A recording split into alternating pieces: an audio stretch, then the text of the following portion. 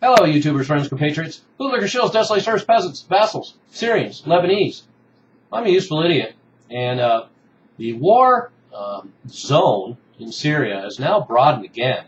Now we have Syrian jets striking within Lebanon, and a town called Arsal and the Bekaa Valley, 3 miles inside the Lebanese border. And the Syrian government has warned before that they would follow rebels and they would deal with a porous border where militants and arms are being shipped in from Lebanon into Syria.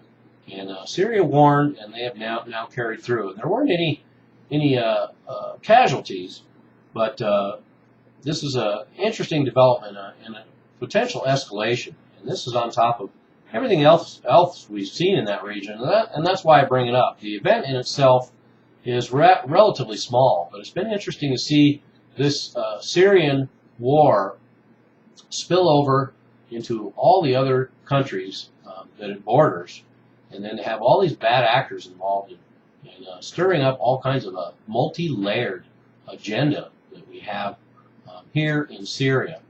So we can add this to the fact that Israeli jets have been firing into Syria. Syria's been launching mortars into Israel. We have the Free Syrian Army fighting Kurdish militant elements inside Syria, and we have Lebanese going into the Syrian uprising, and now we have Syrian jets making shots at Lebanon, and so this whole region is just inflamed and on the edge. And the state of Lebanon, of course, is on the list for the U.S. State Department and the U.S. military for a regime change down the road.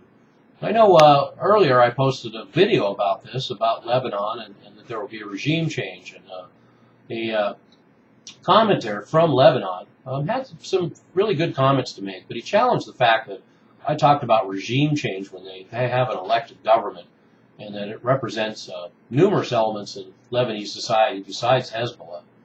And but I corrected him, because when I talk about regime change, I'm not talking about the literal meanings of the word regime and change. I'm talking about terminology used by our military and State Department. When they talk about regime change, they're talking about any government that they want to replace. So any government can theoretically be called a, quote, regime, unquote. So anyway, I see down the road that some amount of destabilization should be a natural development in Lebanon. And I think when things take their course in Syria, we're going to see more things develop in Lebanon, because they are on the Wesley Clark list.